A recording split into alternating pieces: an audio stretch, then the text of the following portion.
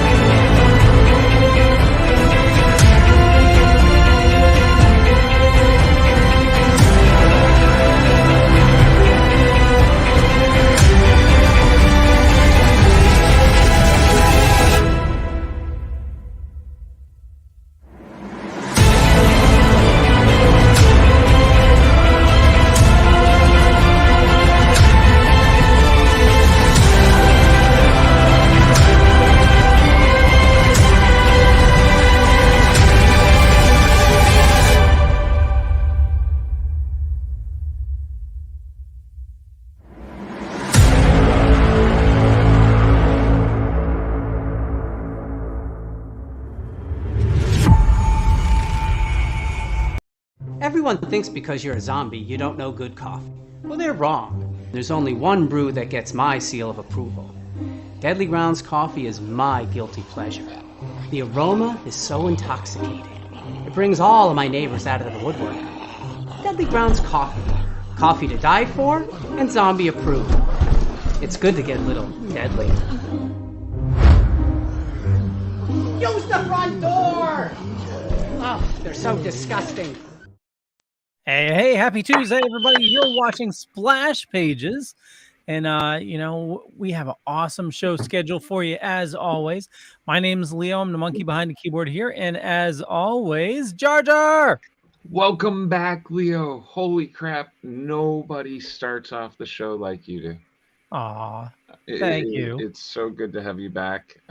It's always a sad thing when any of us are missing. And it is very noticeable. And you are noticed when you're gone. Well, thank you. Yeah, I definitely needed the time. I felt I was getting burnt out. So I just... Well, yes. But never again, okay? That's it. Okay. Mr. Drew! I'm sorry. Oh, I'm sorry. I thought my screen froze. My screen froze because I'm dealing with such trouble. Hold on a second. Your screen froze? If you don't stop this, Mr. Pond, we're going to permanently replace you with a Fleo. And then what will happen? Deal with it. But yes, everybody, unfortunately, our main man, Velvet Joker, could not be here tonight. He will definitely be here next week. But we will carry on in his nerdy fashion. My Velvet Joker impression is not there yet, but it'll get there soon. Just good evening. I make him sound like he's entering a horror thing. So we got some great guests here tonight. I don't mind introducing some of them. But I will say tonight, I don't know if we can call ourselves Splash Pages. I think tonight we might call ourselves Sex Pages, but we'll get there later. We have here tonight, we have the always great, always wonderful cartoonist, artist, all around, extremely enthusiastic gentleman, Mr. Tim Jones. Hey, Tim. Hey, my scroes are itchy. Thank you. Yep. There you go, guys. Man of a million words. And then our other guest, who might be an expert of this upcoming book more than even me, who recommended it. One of our most consistently watching loyal super fans, who even showed up wearing Dorkening merch. The great, the gothing, the third place in the Janine Garofalo lookalike concert, Miss Carrie Sanders. Hello. Yay. Yeah, gotta show off my Dorkening shirt. We have the new one. There you go, see? Hi, everybody. I'm Carrie. I am a big fan, and this is what happens when you stalk your favorite podcast. They get you on it. Networking, and hi, kids. Jesse out there. That's Raz. Now, Carrie, you have you're on a network of your own, right? Yeah, I'm on the PBDC network. It's Psycho Bunny Death Cult, but we are incorporated, and you cannot incorporate a death cult. It actually has been done, and then people died, and it was a bad thing. But and now we know. And Jesse, who commented before, is Raz T Slasher, and we have our own little. Our brand there is, I'm Delphine on there, and that's Raz.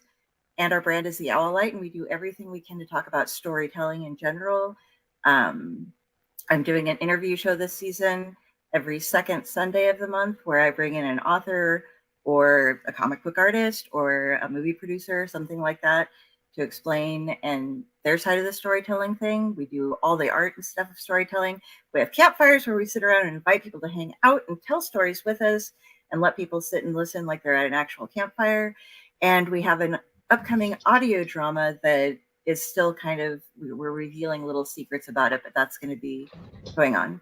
So yeah, that's what I do. Cool. Audio drama. That sounds cool. Yeah. Now, Tim, you're going to be at Northeast Comicon this weekend. Oh my God! Look at that Dark Knight, Aesop. Dark Aesop right there. Look at that. So, Tim, is that a new thing you're doing? Drawing the character in cosplay? Yes, I started had this idea to draw Aesop in some cosplay, so I started out with these two as Batman. It's so cute. And there's a Wolverine line. Yeah, kids, smoking is bad for your health. It's a little tricky because Aesop doesn't really have long legs, so I have to fake it. Well, a lot like his creator. All the boots have like stilts in them. Well, Wolverine's supposed to be short anyway. Yeah, 5'3". Yeah, so it works. You know what you should do at one point? You should do, like Tim, like you ever seen the Spider-Verse pointing at each other kind of thing? You should do that. Like you should do like that, but with Aesop, Cerebus from David Sims' world, and then I'm trying to think like famous dogs. And the only thing I'm coming up with is Odie from Garfield. Snoopy. Oh, like Snoopy. There you go, Scrappy. Oh my God. Yeah, just you have the pointing, like you know, either that or just I don't know, fight to the death. Absolutely. Canine battle royale. That would be fun. Yes. I don't know. I would give money for that. Oh, Clifford, Blue, Marmaduke. Yes. Good idea. Very cool. Oh boy, a Justice League of I Dogs. could see Aesop and Blue fighting it out. Blue's Clues. And then, Yeah. but they don't need many clues for that one. Blue could be swearing and we'll never know. Exactly. You know? I'm telling you, dirty mouth little dog right there. I think off camera he's just all, you know. It's all bleeps. Oh, yeah. It's just like that's like in Star Wars when they're like, "Oh yeah, R2 is swearing the whole damn time," and I'm just thinking to myself, all those beeps and chokes. That foul-mouthed little blue sailor. No. So. And Drew, you brought up Justice League. He can't do that because Justice League is no longer. Leo, in the imagination, there is no limits. Anything is possible. I was trying to do a segue, but I guess that went over. Drew dropped it. He dropped it. Yeah, he shut the hell up. I dropped it like it was Thor's hammer. Boom. Northeast Comic Con. What are you gonna do? Hate him? By the way, Leo, I rewatched The Mandalorian and I still don't get 2 of your things. Okay, well, we'll get to it. What were you saying, Tim? No, are we plugging Northeast Comic Con because we can do that? Yeah, totally. Yeah. So yeah, so Northeast Comic Con is this weekend. It's the Cabin Fever show, as they put it, and I'm really excited because this show has gotten better and better as COVID has come out of itself.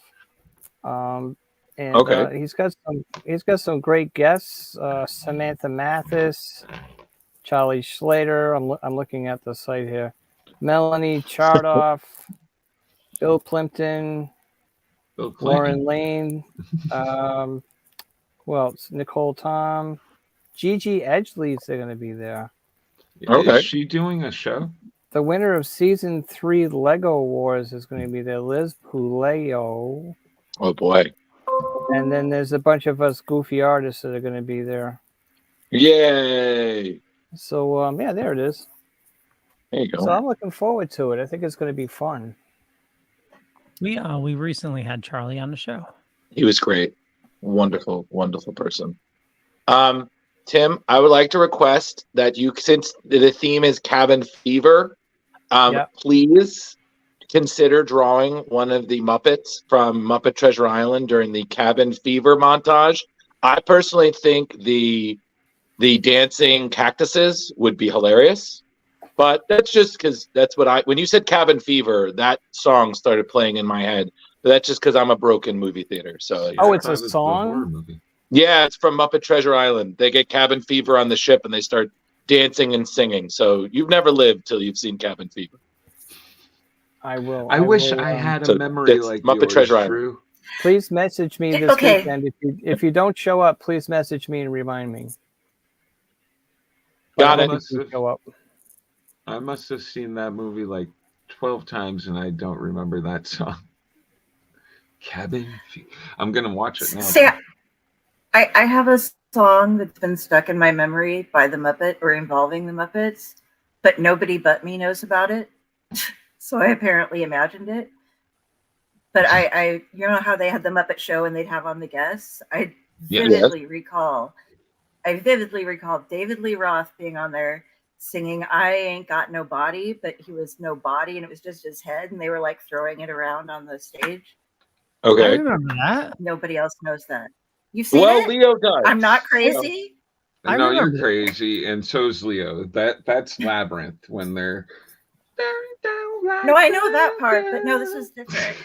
This was I Ain't Got No Body, and he had no body. I'm sorry. You are both missing one of the best cameos in the Muppet Show, besides all of them. Because let's be real here, all of them are good. Mark Hamill is one of them. But Vincent Price teaching Kermit the Frog how to do vampire teeth was pretty amazing. That and Alice Cooper doing probably the greatest cover of School's Out for Summer with all of the Monster Muppets. That was the best music video he's ever done. You know, I love the Muppets and all, but you haven't lived until you got in morning affirmations from Snoop Doggy Dogg. So, true story. Like that. Okay, he does thanks, kids shows now where he's just like, "You are the best. I am the greatest." Actually, I would say one of the best is, and I'm totally going to date myself here, Milton Berle. Oh my He's God! having the argument with the hecklers. Okay, I'm sorry, Leo. We need to cut off a part of you and count the rings because you just dated yourself. I don't remember that one. Milton Berle. Milton Berle, and he's it's a skit that he did earlier in his career, but yeah, he's having a back and forth with the hecklers, and they keep on one-upping him. It's pretty funny. Do you do a Milton Berle impression, Leo? No, I can't do a Milton Berle. You know who I remember being on the Muppet Show is Debbie Harry from Blondie. Yeah, she was great. I think she was on the completely show. like wasted. I the whole time. Really? Recently watched the one with Mia Farrow on it for some reason or another. I don't know why I rewatched that. Oh, nice. Well, Carol King and it's was a funny good because and excuse me, I need to also say this. One of the best moments from the recent Muppet Show that they did, I think it was like 2019, 2018 or something like that. That was like the one where there was like kind of 30 Rock, Dave Grohl and Animal having a drum off. Excuse me. Oh, that's like dope. that was I it was missed pretty that great. the whole rehash of the Muppets. It was pretty. I'm not gonna lie, but the star in the show has always been in my mind has been Bobo the Bear, who's one of my favorite Muppets. So if I ever like see in physical like person, I might cry. You know, like Jason Segel cried on the Muppets when he met Kermit the Frog. He cried, and I was like, rightfully so. That's Kermit the Frog. But Bobo was always one of my favorites because he was so dry. That was Jason Segel did one of the Muppet movies, right? Yeah, that was Muppet really movie. good, actually. Yeah, but I just remember he had this great line in the show. He had a few great lines, but one of them was he walks up the curb and he says, "Hey, boss, can I maul the next guy who thinks I'm the bear from The Revenant?" And it and I was just like, it took me a second. I was like, oh my God, why? But no, the Muppet Show, Muppets were always the best. That's why I just feel like we need more of them. We just need more Muppets because that was just good, entertainingly hilarious comedy. And I always wanted to do a cosplay. It would have been me and a friend as the hecklers at a convention, and we would like walk with a balcony, and we would just make fun of people all day. You know? Look at that guy over there. Yeah. Or it's like, Hawkeye, he can't even hit a target, much less a bird. Who brought the pig? So just a reminder, Tim is going to be at Northeast Comicon this weekend. Oh, he's not on the Muppets? I just want to keep it moving. So Tim, are you going to be doing like commissions at the con? Yes, I do. I have a thing where I'll draw your favorite cartoon character. So I'll be doing that. I'll also have my Sour Grapes paraphernalia, books and shirts and all that stuff. And I might have some prints as well. I'm not sure. See if I can get them together. And it's going to be cool. Next time I'm at a show, I have to get some of your work because I felt so bad when I was at Terrificon. I didn't have the funds for that, and I was just like, "It's either I'm just going to buy all the books and the commission just because I'm like, bam." You don't need funds. It'd be an honor to give you some stuff. Sweet, but still, I would still love a commission because I feel like that would be great to add to my art wall. Sure. So whatever you want. But we'll one day. one day. See, I already have but I'm me sorry. drawn up The- by Tim. I'm yes, we saw. You're in the cartoon. You're part of the Aesop verse. We got universe. it. Thank you. Yep. Which has just grown recently. Yeah. Hey, Tim. I saw I'm that sorry? you have a new character in the Aesop universe. Didn't I gave Ominous, who is, in case anybody doesn't know, is Aesop's pet Cloud, a friend. Well, another friend. He's actually got another friend. Oh, but this is Dustin, who is a dust cloud, and so that's his new friend. And he also has another friend. That's a little. He's a little cloud. He's a steam cloud. His name's Sky. So he comes up every now and then. I only had him in a couple episodes, but I'm trying to work in these other soon there's going to be the Aesop multiverse. Maybe a little pet, a dust bunny. That's a possibility. Little rabbit bunny. So that's thank cute. you, Leo. That's a cute.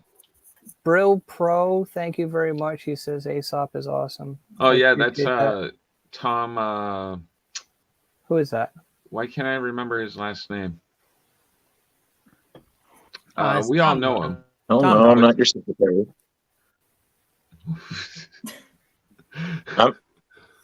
That guy, yeah, he's a great. professional. Agreed. So, okay. But he's a good guy. He has one of his own shows. He does. Brill Pro is the name that he uses for that, I believe. Yeah. Oh, okay. So, yeah, Northeast Comicon is just a fun. I live in a bubble universe. show. I don't get out. The crisis. We need to fix Tom Morse. That's his name. You guys all know him. He's always in the Tom chat. Morse, yes. You probably don't, Carrie, because I know him as Bill everybody Pro else and should Tom. know who he is. He's always Because I in the stalk chat. you guys. It's we true, should she know does. our fans, people. So, getting on to the comic news, we talked about it last week. Well, you guys talked about it last week. I wasn't here. Sadly. But we wanted to get Tim's thoughts on it. The whole Scott Adams debacle. Debacle. And it's your world, man. Word, Leo. Yeah, it's extremely sad what has happened. You know, I was a big Dilbert fan in my younger years. You know, because I was in IT. You know, and like Dilbert was the thing to read. You know, that and XKCD. But yeah, after his, I'm never gonna read another Dilbert cartoon. And but Tim, what are your thoughts on it? Well, I knew that he had done things and said things in the past as well, and I think these past remarks were the straw that broke the camel's back, that just kind of sunk his ship, because almost immediately, the newspapers started dropping them, Right, and big ones too, and then all of a sudden, Andrews McMeel, which is the biggest syndicate, put out their statement, and they got rid of them. Wow. And I'm with Leo. When I was, when Scott Adams first came out, it was like almost like the internet was really new.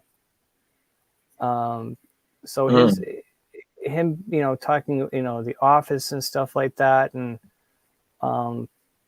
that was unique, at the time. It's something that everybody either worked in one, or they knew someone that did, or knew, had been somewhere that there were offices, Right. that type of stuff, cubes, whatever. So he had a great idea. His drawing. I'm not the greatest artist in the world, but his drawing, was simple but recognizable because it had such a unique style to it. and his writing was. It was what it was. Either you got it, you didn't. I didn't necessarily get it a lot. What I don't get much in life, anyways. But so I at the time I respected him because I was an aspiring artist at the time, and I remember it was either his website or his email address. I think it was his email address. He was the first one to put it in his strip, like in the gutter. I remember that. And that's when I said before, the internet was new and it was just all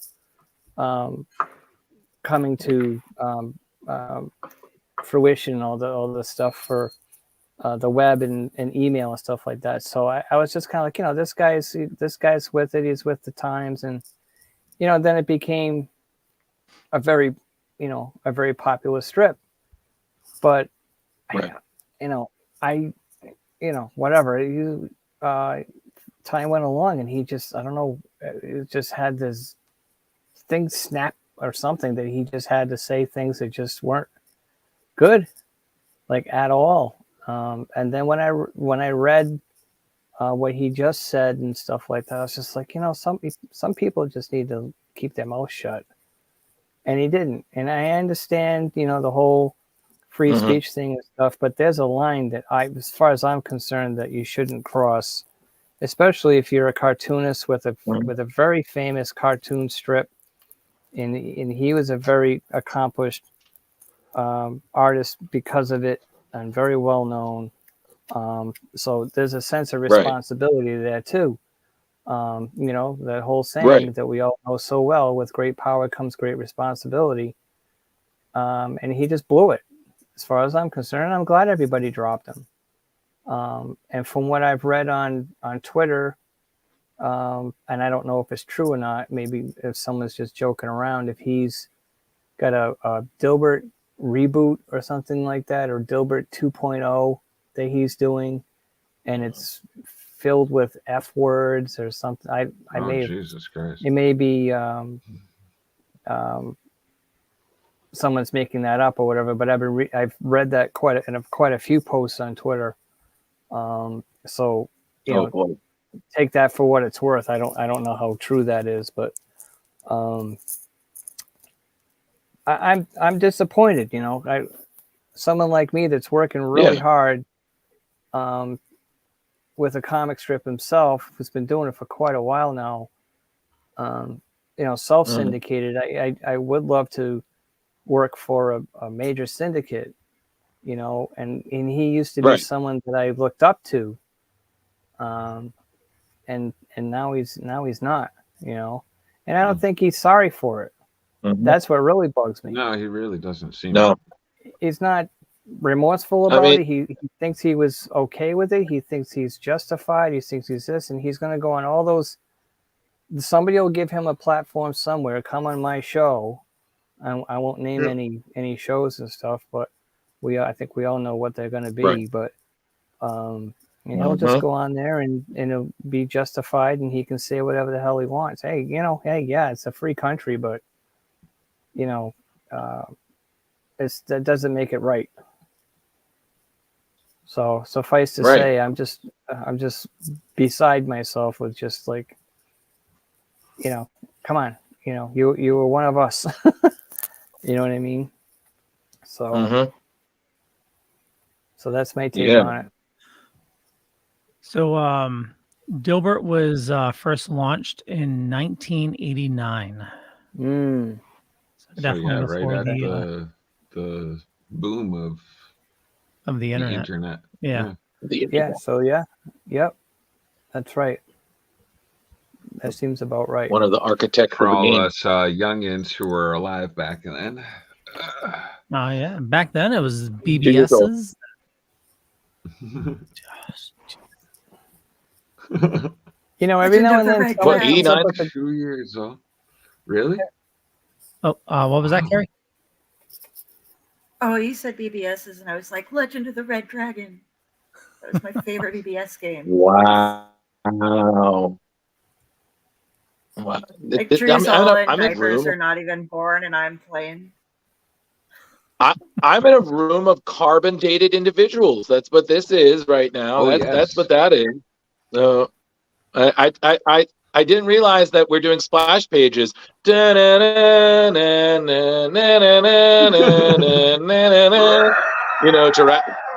exactly. You know, Leo and his best, John Hammond. Welcome to splash pages. You know, Old cat exactly. lady. Exactly. And you just got Jeremy just, you crazy son of a bitch, you did it. You know, is just channeling his best. The water. You know. I got the water dripping and get on your hand. That's so a horrible. That's a horrible Ian Malcolm. It's okay. Yeah. You know, yes. it's fine. That's all right. So Leo, you were saying, buddy? I'm sorry. No, I was just gonna say, I just checked out the Dilbert website. Looks like he's still putting out strips on the website, and the website's full of ads. So it's you know, Leo, you might want to disinfect So I could your probably put out computer. I'm on Mac. They are pretty prone to viruses. Oh yeah. Yeah, just scrub it. You might just take a Clorox wipe and scrub it later. Okay. You just wipe that filth if off. It's COVID. Just be like Paxlovid. Yeah, it's one of those new commercials. Get out. If your computer gets a virus. No. Jeez. My computer never gets sick. Oh, okay, that's a commercial. I thought you made that up on the spot. I was like, get out.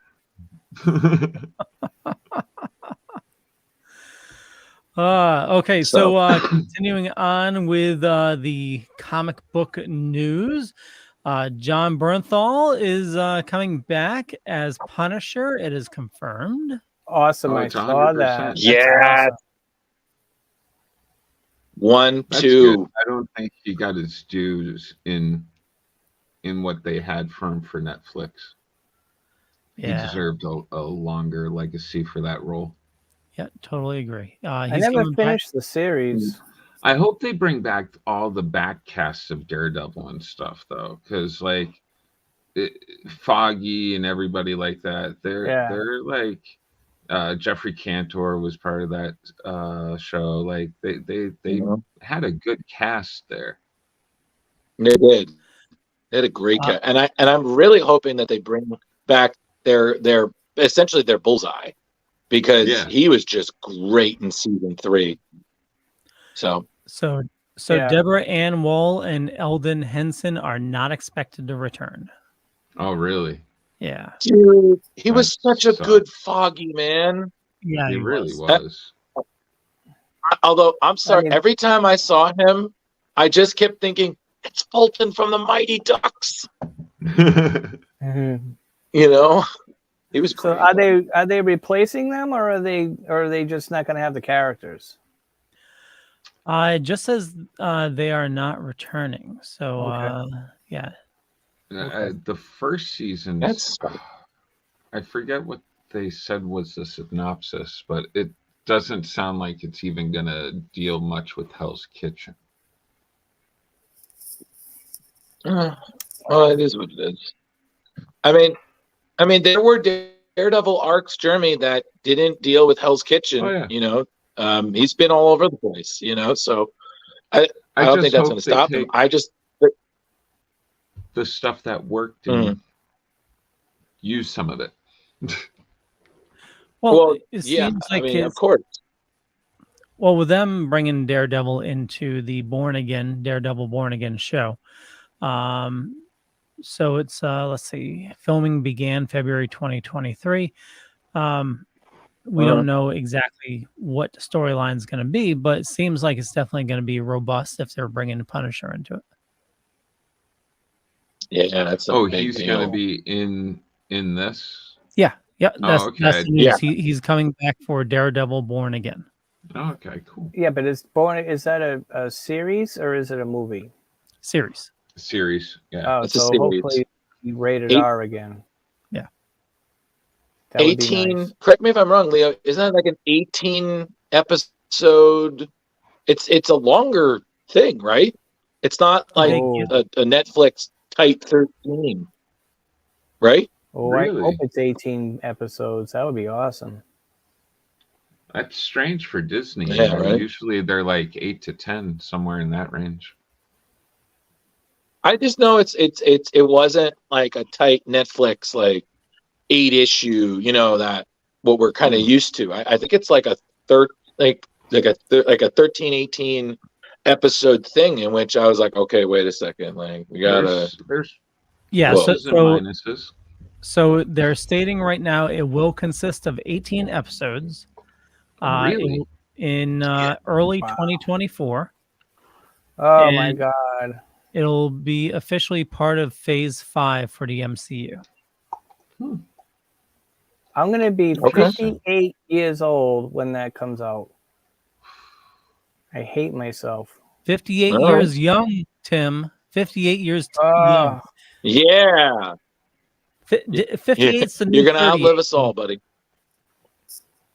Just think, Tim, maybe one day you'll be able to have that like GoFundMe where the guy's like, I need to see the last Star Wars movie before I pass. You could get one of those. Oh my God, right. Oh my God, yeah, people have done that. Oh yeah. I'm just like, hold on, it's not the last one. Wait until he finds that out in the afterlife. Well, I do have a mantra. It's not that you're getting old, it's that you're just further along in life. That's a t-shirt right there. There you go. Or a Hallmark. And I mean,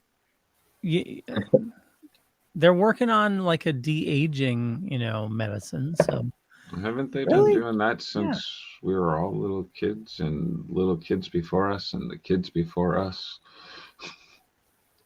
Battery figured it out.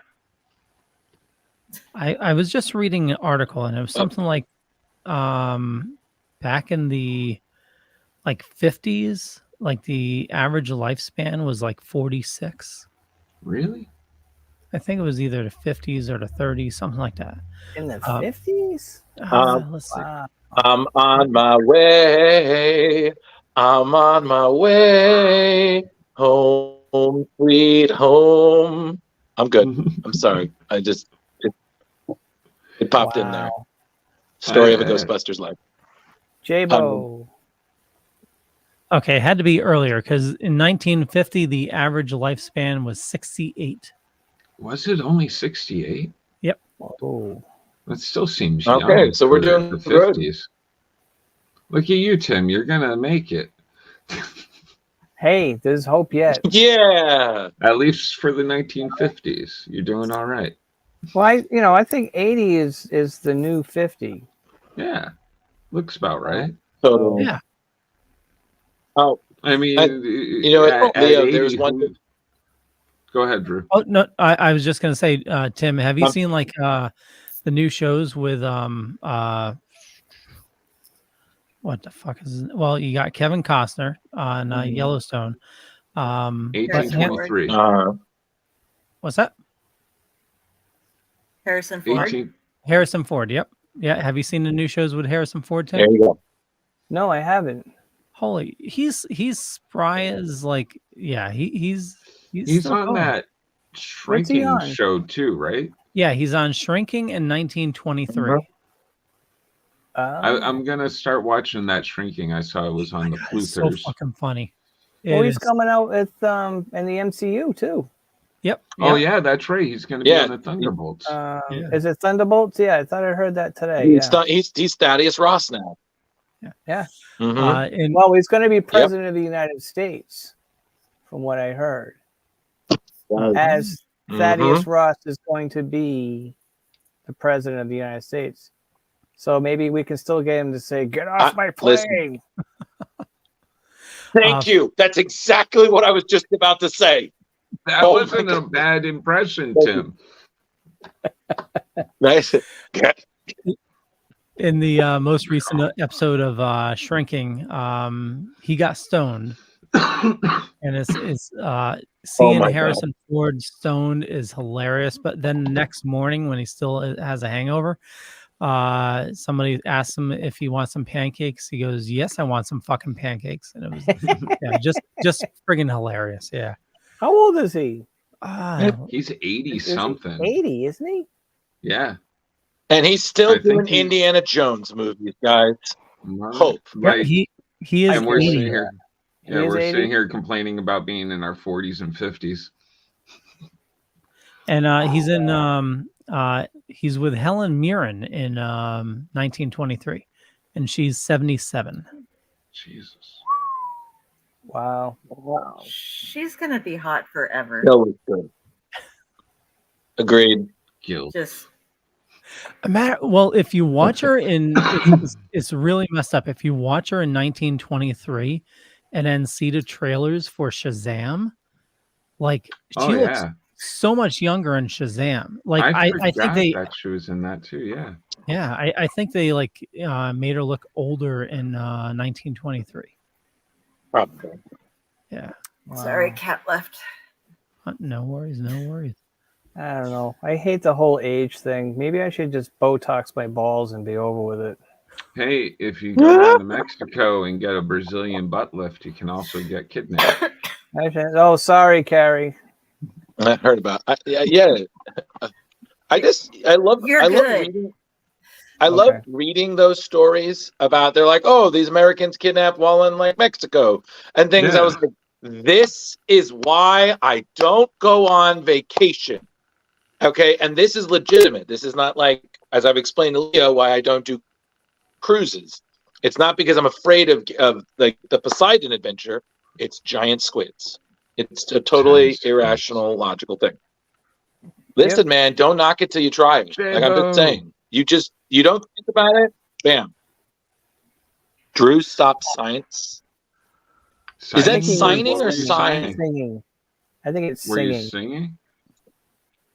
You were singing You're before. singing. Fuck you. Fuck you, J-Bo. I know. Drew's angry tonight. plastic Don't mess sensitive. with him.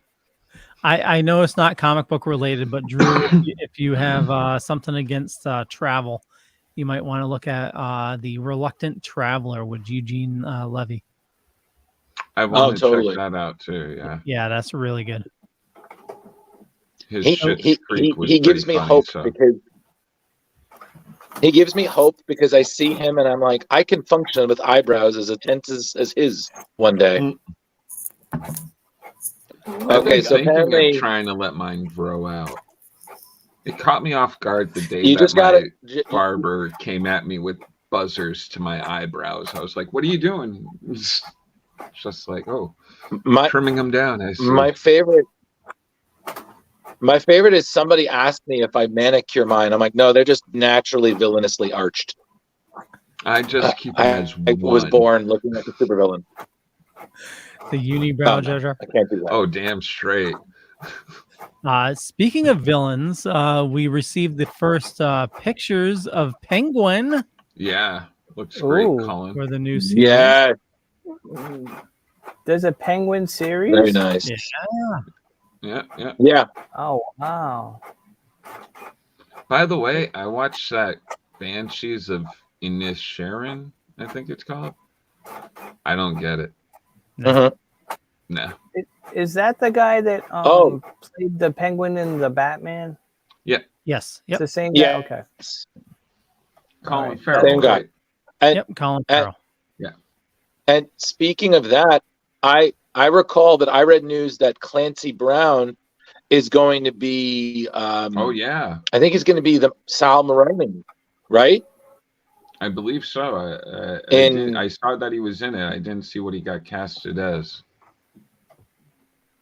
Yeah, it was. I think it was Sal Maroni in one of the DC shows, and I was like, my God, man, he's still like I was because it's funny enough, my girlfriend brought that up, and I said to her, I was like, listen, like Clancy Brown, his voice. I mean, I still can't believe the guy who voiced Lex Luthor did Mr. Krabs and SpongeBob. Like, talk about range, man. You know, but I'm sorry. So- Like when you're Drew. So yeah, I'm sorry. you're right. He is going to be Salvatore Moroni, and Mhm. Variety is saying it. So the Penguin series HBO Max cast Clancy Brown. Salvatore Moroni. Mhm. So Sweet. he's going. But I gotta say this. Go ahead. No, I was just gonna say like how when you read Batman, you hear Kevin Conroy's voice. When I read Lex Luthor, I hear Clancy Brown's voice. Like, That's just interesting. nailed it. I don't have a Lex Luthor voice that in my was just head. my 2 cents. Well, not a famous Lex Luthor voice. Gene Hackman. That's a good one to have in your But head. there was one. I don't mean to bring it down, but there is one thing I did want to highlight, a sad passing that happened recently, because I guess I have now become the celebrity death guy on the show, so that's my bad. Tom Sizemore passed away recently. I don't know if you guys saw that. He had suffered, I believe it was a brain aneurysm, and he never recovered from it, and his family made the decision to take him off life support. So he passed away the next day. He was 61. So that so that dude that's was sad. I mean, he tortured for a long time. Yeah. That man. I don't know who that is. Natural Born Killers is excuse me. one. Cool. He's done a lot. He's done a lot. He was on Saving Private Ryan. He was one of those guys. He played aside. He played aside Val Kilmer in that Mars movie, The Red Planet. And there's totally a bunch of other stuff. But he petered out in the 90s and early 2000s because he had kept having issues with addiction, drugs, alcohol. It really took a toll to the point where Hollywood just didn't want to cast him in anything. So they actually did a crazy biography on him called what the hell was that called? It was a really good one in the early 2000s about his addiction and his fall in Hollywood and stuff. And I hoped from there, like it might, because it seemed like at that point he might be getting out of that, but no, just a tortured soul. He even said it best. He said one of the worst things that ever happened to him was that he became famous. That the pressures, like he loved acting, but he said being famous kind of just, kind of contributed to his issues, but then led to his addictions. So really sad. 60. Yeah, Jibbo. 61, really sad, but at least there's definitely some good things to remember him by, as always. And now back to Leo with news. We need to make you a little happy. Whoever Facebook user says, "Hey Tim," hey Facebook user. I don't know what that means. Yeah, I wonder if that's Velvet. Actually, that reminds me. Leo, Carrie, did you have any news that maybe you want to share? Yeah, on the horror comic side of things, kind of. I go over there. Ty. Oh, it's Ty. Hi, Okay. Ty. Sorry. First, I just had 2 things. One that I was really excited about is the new Gotham Knights series on CW. They have cast Doug Bradley to be Joe Chill. And I think that is just going to be awesome. They said when they were trying to figure out who they were going to cast, they had nobody else in mind. And who better to embody the role of the classic Gotham fiend than the man whose legendary portrayal of another classic fiend, Pinhead in the Hellraiser franchise, continues to terrify generations of horror fans. Mm-hmm. That's pretty cool. So, yeah, I'm a huge Doug Bradley fan because of Hellraiser, and he does all these other storytelling things. Now he has a YouTube channel where he just reads stories. So if you want to have him read you to sleep, I you can do that. I didn't even know that such a channel existed. That's awesome. Oh yeah, he started doing it in COVID. He was just like, I'm gonna break out Frankenstein because it's in the public domain and read the entire thing. That's genius. Yeah, he's been doing really good. And go on.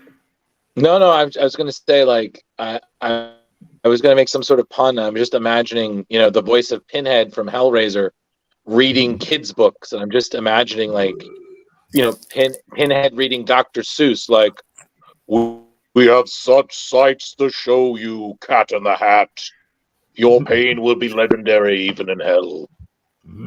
It'll just be the places you'll go. That was very good, Drew. The Cenobites will show you. Thank you. I had the pleasure of meeting him a couple of years ago, and he signed. I have a replica of the box that he signed, and he signed my copy of Hellraiser. Oh, one of these? And him, yeah, one of those. And he was just he's very British, very dry, but he appreciates. He's just got that face like, I am not here for your shit. So it's just like, okay, cool. Yes, sir. That's what I heard. But you Carrie, want to make sure you catch him on a good day. Yeah. So, Carrie, did you have anything else? I did have one more. And Leo, I sent you the 5 pieces of art for this one. Writer Joshua Williamson, who's writing Night Terrors, is teasing the upcoming DC horror event, and this is going Drew, to be why do I know that name? Through... He did The Flash. He did Justice League, and he was one of the big architects of the most recent Crisis in DC. Okay, thank you. So, yeah, you're welcome. It's going to be Drew, Williamson. Continue, please. Oh, sorry. It's going to be Joshua Williamson is writing. There's going to be Howard Porter from The Flash, Guillaume March from The Joker, and helping out with the art for promotion, Chris Bacalo is going to be setting up for the first book, which will be released on May 6th for the Free Comic Day. Night Terror is going to have its own thing, and they're basically going to screw up the entire DC universe and take them into their nightmares throughout the months of July and August. So cool. That's going to be super fun. And those are some of the promo works that they've got going on. And I think it's just beautiful. They look great. DC is going dark. It's have any of you I'm loving it. There's so this week starts off the dawn of DC. Okay. I quickly went through the Flash has that well, this week so I think Flash might have been last week. So actually that was the start. But this week was Superman John Kent. Okay. Oh yeah, I'm picking that up actually. I haven't picked up my books yet. So it starts off with Injustice Superman. And he's fighting another Superman, and he says like any last words, and the other Superman says Lois, and he says you always something like they always say the same thing, and he just annihilates that other Superman from another universe, just just burns them. So it looks like they're bringing Injustice into the main continuity. Yeah. Nice. So that's cool. we have I'm gonna try to show this here. Hopefully it doesn't screw up. So we have the new DC Connect. And yes. Fuck, hold on. I need to switch screens. Yeah, for some reason I'm really excited because if all of this really does connect, like they said, like James Gunn said it was going to, comics and the TV and movies and animation, everything connects. That is going to be amazing because that's what Marvel was supposed to do, but it only became the TV shows and the cinematic. Right. Yeah. So Dawn of DC, we have a bunch of titles. So starting off with Titans #1 goes on sale May 16th. And so the description is Dark Crisis is over and the Justice League is no more. So it looks like Justice League is going to be gone in the new Dawn of DC. Teen Titans are ready to grow up. Each member is joined as a much younger hero, certain that one day they'll be invited to join the Justice League. But the time has come for them not to join the League, but to replace it. Are they no longer teen heroes ready for the big league? Danger lurks around every corner. So that comes out May 16th. We're also getting a Shazam #1 coming out. That's May 2nd. So they're restarting the whole universe again, starting in May. Yep. Green Lantern. So right around in pre-comic book days, May 6th this year. So I believe so. Yeah. Yeah. So Green Lantern, Hal Jordan is back on Earth and ready for action.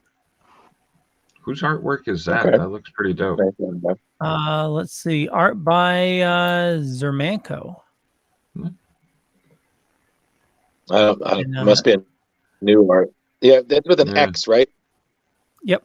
Yeah, I've heard of him. Yeah, he's a pretty decent upcoming artist. Yeah. I'm excited for this. Batman Brave and Bold. It's going to be It's only going to be 4 issues though. But really? It's written by Tom King. Oh, nice. Yeah, I'm picking it up. So coming off the spectacular success of Batman One Bad Day, the Riddler and the Eisner Award-winning team of Tom King and Mitch Gerads reunite for a horrifying 4-part retelling of the first bloody clash between the Joker and the Batman. Oh, nice. Okay. So it's kind of a new origin. Yeah. Then we're getting Cyborg #1 is getting a relaunch as well. Spirit World. Ooh. The Vigil. Okay. I don't know these characters. Neither do I. City Boy #1. First seen in Wildstorm 30th anniversary special and Lazarus. Oh, okay. I know City Boy. You said the second you said Wildstorm, I know who this person is. Okay. Okay. Hey, DC is doing something new. Yeah. Okay. So Batman 135 is the 900th issue of the Batman. Nice. And if you're not following, I just read today's issue. So Batman is on a alternate universe where Bruce Wayne was killed. And it is a Gotham without a Batman. And this week's issue is friggin' phenomenal. He makes his own suit and just like, it's like he's starting off in Gotham again. Like nobody knows of the Batman, and he's just like laying down massive fear. And just like within days, like all the criminals are scared shitless. And it's it sounds good. It's like it's like a soft reboot of Year One. Kind of, the beginning. Okay. Yeah. Except all the villains are like venomized. Like he goes against, I think he goes against, I think Harvey Dent, and like he just becomes like a Bane mixture of Harvey Dent.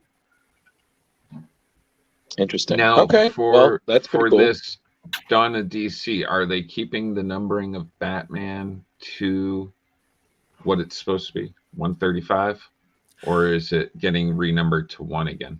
It says it's 135, number 900. So I don't know if they're just going back to 900 for for the special but it issue. sounds like they're keeping it volume 3. Yeah. Yeah, and if know. you're not following, I'm a Batman collector, so I always get worried when they start renumbering. I'm like, crap, where do I start? Where do the annuals go now? Fuck. Yeah, that's like Spider-Man. How many times has Spider-Man freaking rebooted? Well, that's just ridiculous. I feel bad for people who follow a lot of the Marvel comics because they go to Legacy, then they drop the Legacy, they go back to Legacy. Honestly, the milestone stuff is just, hi, we're going to get a bunch of artists, a bunch of stories, and we're going to charge $10 for this. And you know what? People will buy it. Yep. People, you mean me? Okay, first thing first, nobody told you to buy all those covers of the Spawn Batman crossover. That was crazy. Your shit.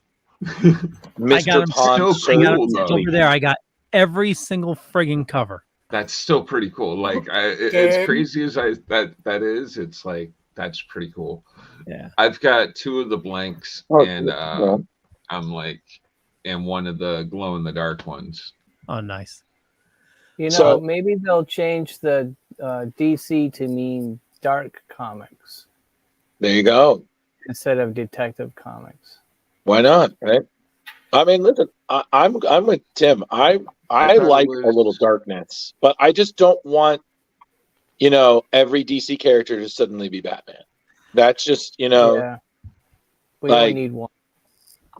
Well, so we only need one brooding superhero, Oh, exactly. It's I think DC has gone a little too dark recently. You had the DC vampires, and then you had Dark Knights. It's. I just want them to just reset Batman, because during Volume 3, things have gotten so out of whack. I miss the good detective stories, and Batman just I agree, kicking ass. It's it hopefully, with the new dawn of DC, we're gonna get a nice reboot of DC. We're also getting Power Girl. See, that's the thing. Yeah. No, I mean, I agree with you, Leo. That's what I was just going to say. I totally agree with you. And, let's just, again, why is it so hard to find a balance of the detective and the hero? But it's one or the other. But keep going.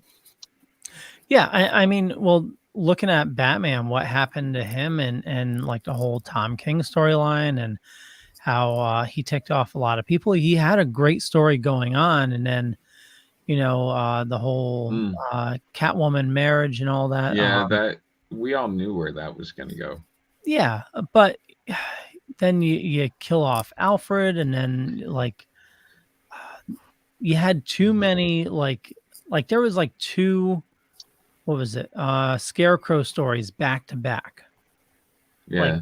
Large storylines, and it just I got totally sick of Scarecrow. And you are missing the whole detective storylines in all of these, because that's what really dragged me back in after when Scott Snyder picked it up, and you're going through the Quarter Owls and stuff, and he's searching through Gotham, going through different it was a much better storytelling pace. Yeah.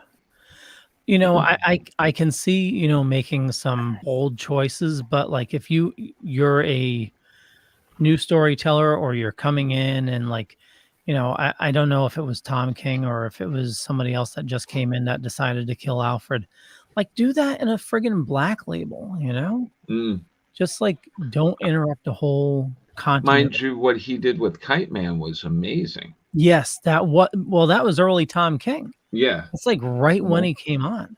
That was some great storytelling, where you take a B character, well, D probably character, and made us care about him. Oh yeah, it was impressive. Now, George, remind me. So I think it was he was like a not really a villain, but a thug, and his whole crew got killed. Was he like trying to buy a kite for his son or something like that? And his son got killed. What was the?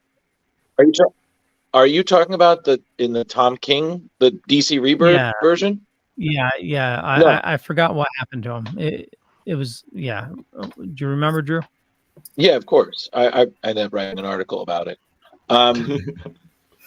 But yeah, so basically, he was just a hired help, with a little college degree, who just loved kites, and it was something he loved doing with his son because he was a divorced dad, was trying to work it out. But he got caught up in the war between the jokes and the riddles, and he basically was like a double, triple agent, in which he just was everyone's punching bag. And eventually, I think it was the Riddler poisoned his son and killed him. And, he loved kites so much and whatnot. I think it was one of the last things they did before he passed. So he kind of, used that as motivation to become his own hero. So, Kite Man, hell yeah. But yeah, wasn't there something about Gotham guy or Gotham boy like killed like Gotham his girl? entire? Well, there was Gotham girl and her brother, and when her brother went sour, he like killed a bunch of people, and I think one of them was related to Kite Man. It might have been something that was revealed later. I don't remember that in this origin story. But, and I can't believe I'm saying this. I think we're getting a little off topic, so let's kind of pull it back. Stop it, Drew. That's dirty. So Carrie, okay. I want you to note that I said that. That was me, Mr. Tangent over here. So. The only other two news items I had, and I'll make it really quick. Star Wars Rogue Squadron and Kevin Feige's film are officially shelved. Oh. Mm-hmm. And the trailer for TMNT Mutant Mayhem dropped. Yes. Pointed about the Star Wars things being shelved. I'm a anything and everything Star Wars kind of like you, Leo. Like, give me more. Yeah, even Andor, right? Yeah, no, I've watched it twice through now. So yeah. Carrie, but, sorry. No. What? Go for it. No, I'm just waiting for I always crack up at all the Leos like, and you've watched this, yeah? You haven't watched this? You have to watch this. And once again, there's no Brandon to be like, if you bring up this one more fucking time, I swear to God. But okay. I just want to point out things. He loves everything. But I just want to point out again, Tim has been the best listener this entire time. He just like, I'm still here. Cool. Right. Hey, Tim. I know. That's the thing. I was like, Tim of Sour Grapes, everybody. His screen did not freeze, everybody. He's just listening. Okay. Last thing I'm going to bring up is for Jar Jar. So you had questions since we're a week past. All right. So which one so I get the whale. Yeah. And well, I sort of get the Gulliver's Travels thing. Okay. What's with Betty White and the Grinch? Okay, Betty White. That's when she's in Lake Placid.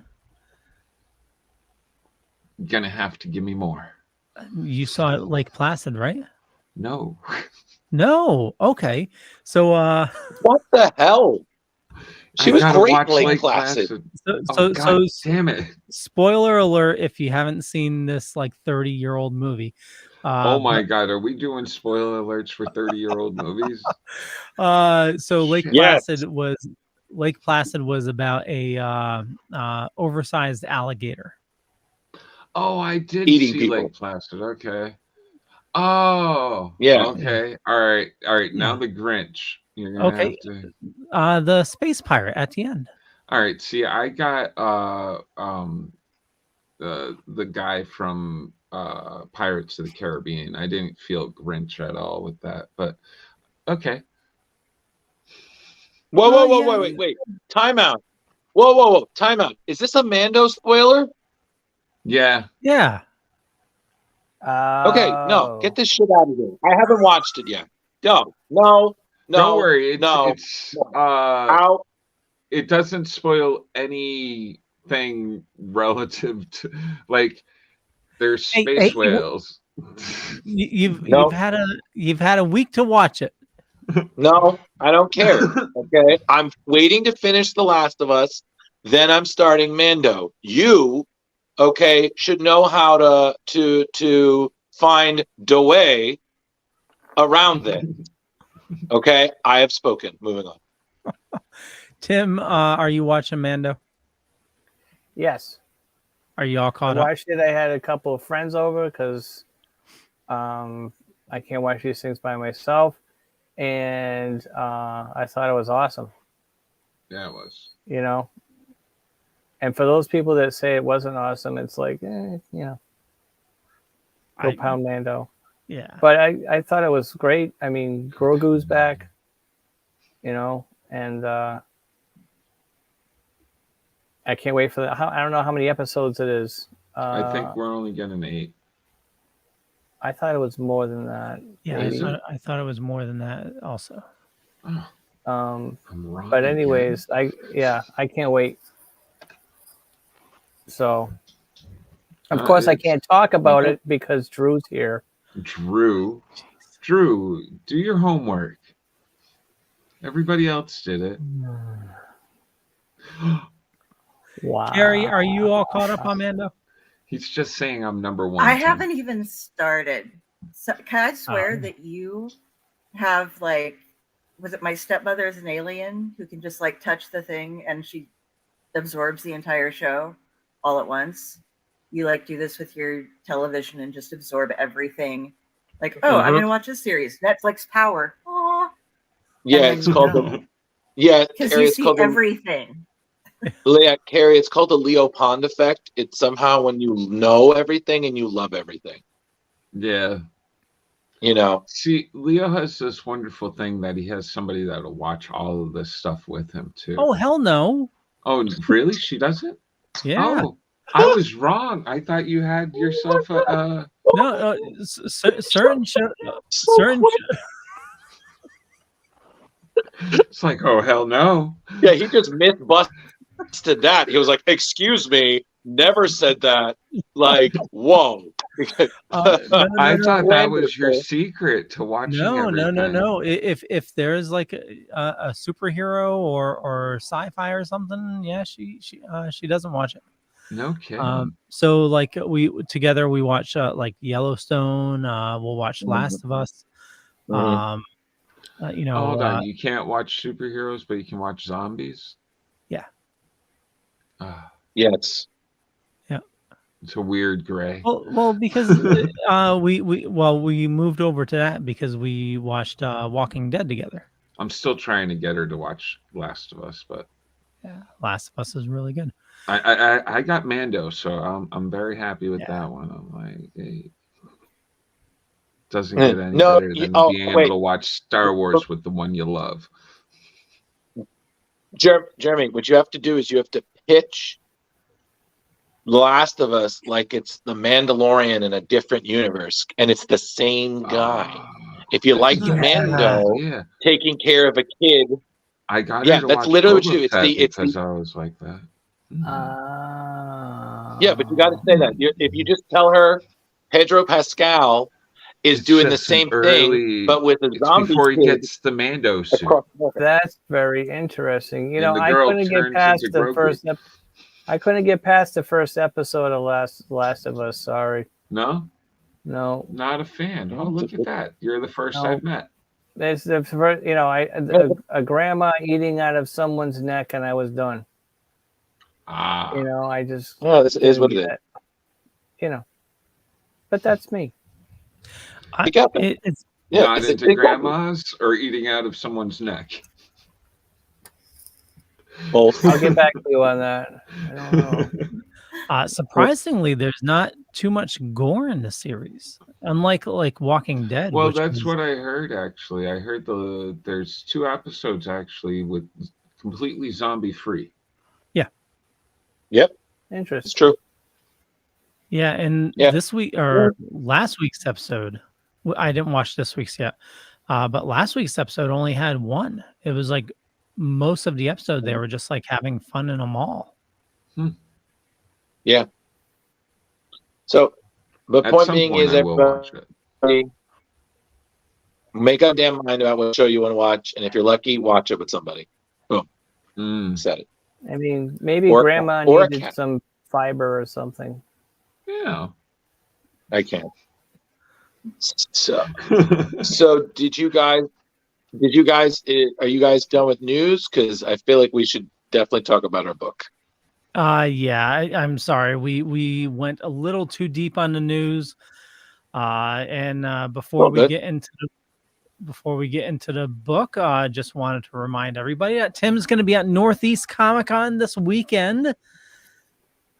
And do you know which room you're going to be in, Tim? There's a smaller room across from the large main ballroom where all the artists are. So I'll be in there with all the goofballs in there. Are you going to stop by, Leo? Including me. Probably I won't be able to. No. I was thinking of dropping in. You have to come by. I have to. Damn it. Tim says I have to now. Actually, I need to. I'm not driving right now. Oh, why not? My car has severe issues. Does it have COVID? No. Paxlovid for COVID. Ah, well, thank you for that.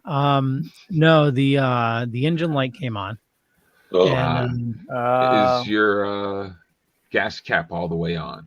So it's not that, because also with my heat, I was hearing a gurgling. Ooh. And my back seat had the back seat floor had a bunch of water in it. Oh, it's definitely COVID. That's not good.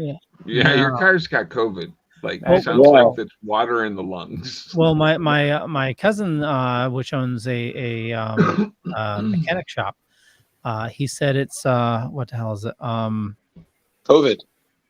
Yeah, no. It's something with the heater, and the problem with it is no, like the heating hot system. flashes. You got old man car. How many That's of what us it are is. car people? Let's see how many dorks can try to. I can guess change what an the problem alternator. with the car is. So can't anyway, drive. the issue with the heater, if you drive with that issue going on, it can cause your engine to overheat, and you could actually end up killing your engine. So And die. Yeah, I'm gonna have it You towed can to a die, shop. too. Yeah. So I'm gonna have it towed to a shop. I gotta get my my rotors changed also. So I'm expecting it's probably gonna be like $2,000 to That's a big $3,000. bill. Yeah. Yeah. Well, there's Rotors always the suck, bus man. you could take to Northeast Comic-Con, Leo. So just take a bus. Okay. There you go. I mean, come on. Except if it's a speed bus. You gotta be careful. Spoiler alert. You know. They have karaoke at Ooh. Northeast Comic-Con. Are you going to be? Friday night Oh, and Saturday. And yours truly has been talked into doing karaoke on Saturday night. Oh, what are we singing, Tim? I Yeah, will be I was gonna putting say it- what does Tim Jones karaoke? I think I might. It's I not have a few. unusual to be. I'm either loved going by to do a Foreigner song, or a Bonnie Okay. Raitt song, or a Ooh, Stevie Wonder song. Foreigner. I used to do it for a living, Really? so yeah, That's I figure Super cool. You I were a did not know that. DJ? long were time ago I used to be a rock star. No kidding. I And, could see it, Tim. You're like that energy just exuberates. Is that a word? I think I just made up a word. No, that's a word. You were right. Exuberate. Yeah. Yeah, I've if I can find it here, you guys can keep talking. But We will. Blah blah blah. Or we won't. So I've never done it there before, but I hear it's a lot of fun. So we'll see what happens. You know, I think I'm gonna, you know, hopefully they have those songs and Well, here it any is. good karaoke. I don't know if you will can see have- this on camera, but Holy crap! Is Holy that really you? crap! Oh, Wow. wow. that's me in 1990. I was like 22 years old, No 91. shit, Tim. And this is me with my band opening up, wait for it, Extreme. Nah. We opened up for Wow. Extreme when their first album came out. That's how old I am. That's awesome. I'm So, now. I got one more. You ready for this one? Wow. Oh, wow. There he is. That's with Where- the same band. Look at was that dating profile. Where did the hair go, Tim? It's on my like- back. It's on my back.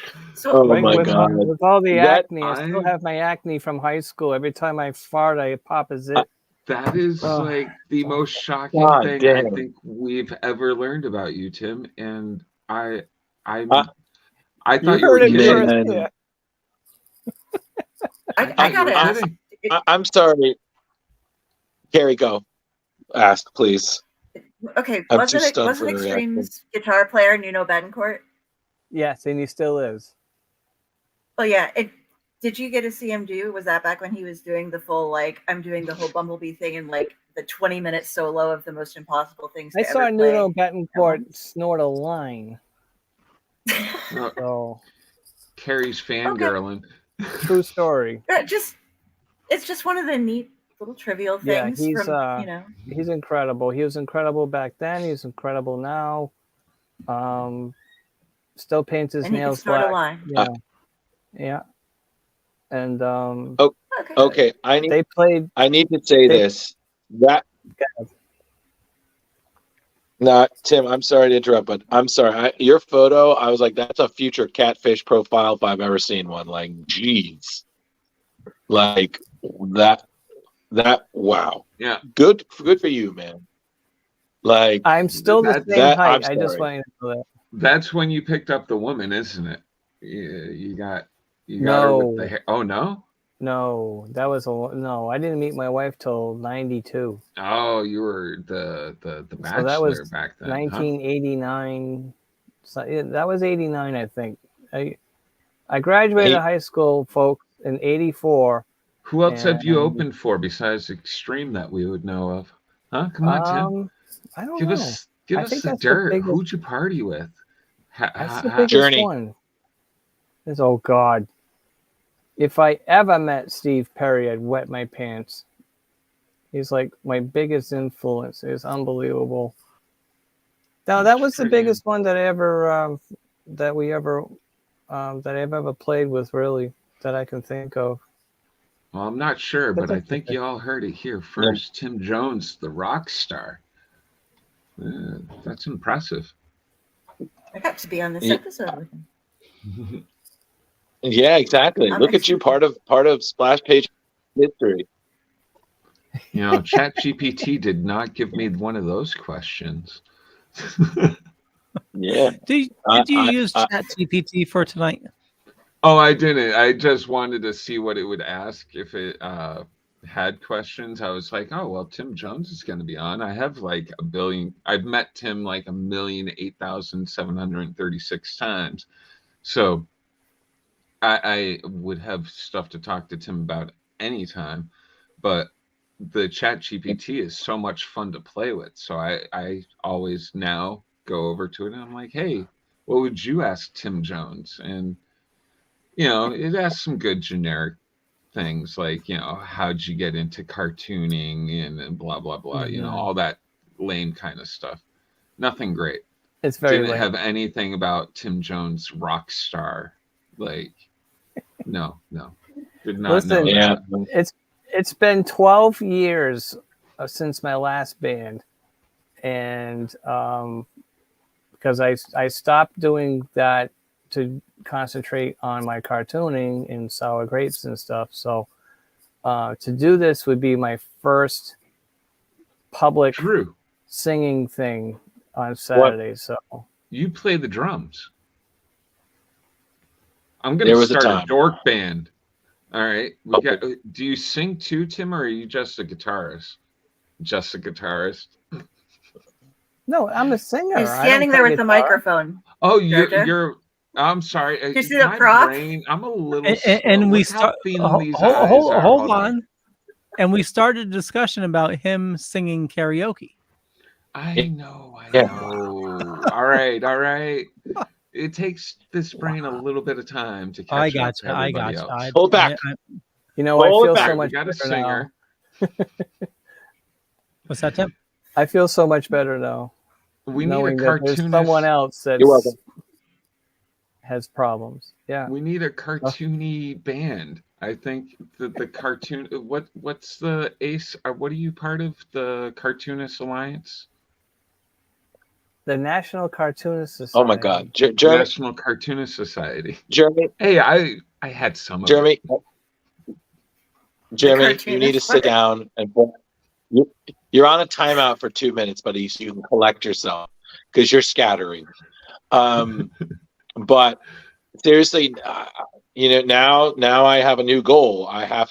We have to do karaoke with Tim Jones at one point. So we can, and because Tim, we'll you see haven't how I lived till do Saturday night. Well, I will say this, Tim. One of my favorites to karaoke is always doing Rick Astley's "Never Gonna Give You Up" as my intro song. Oh, just because I figure, why not Rickroll everybody and we start the night off on a good note. So that's my go-to. Sure. So I don't know. Yeah, we'll see how and it I've done goes. that I think with a live band. I'd like to do the Bonnie Raitt song. We'll see what happens. See if Does they it have take a few drinks to get you up there, or are you just ready to do it? I don't drink. Oh, me either. High five. So I don't know why we need a high five for that. get up there and get in the zone. That's it. Listen, just go up there to Master of Puppets and have everybody lose their shit. There you go. Oh, I'll follow it up with a puppet show. A puppet show. There you go. All right. Well. All right, what a way to end off the rails. I'm sorry. Yeah, what a way to end. For the squirrel. And there you go. Well, I gotta say, what a way to end this part of the show, because my God, everybody, you just saw it, everyone. The entire team's mind blown by learning the backstory of Tim Jones's career. Before a cartoonist, he was a rock god. You heard it here. Boom. Yeah. So before we move on to our book of the week, just a reminder: Tim's going to be at Northeast Comicon this weekend, and you can go there and listen to him sing karaoke at the Saturday night event, or go and ask him to draw something awesome. Yep. I'll draw for a song. Did you do all the artwork for your guys' posters and stuff, Tim? No. What was the band's name? Was it something like... Well, that band that you saw, that name was Allied Drive, which is probably the coolest band name ever. Drive, yeah. Yeah. It was actually a street sign. That's where we got the idea from. So, yeah. So we threw him off. Jeez.